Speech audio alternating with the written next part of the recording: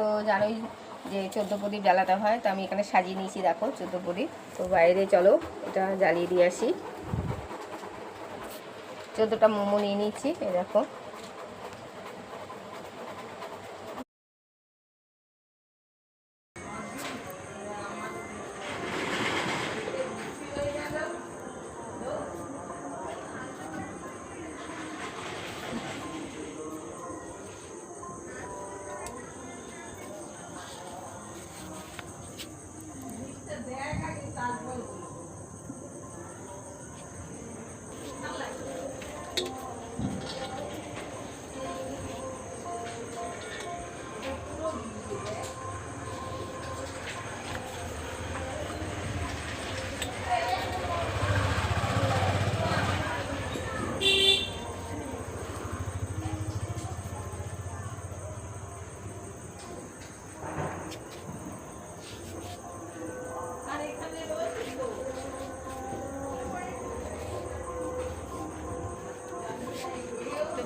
আমার সব দেখো প্রদীপ মোমবাতি 14টা জ্বালানো হয়ে গেছে।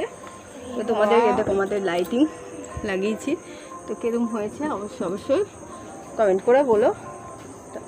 তো আজকের মতন এখানেই টাটা।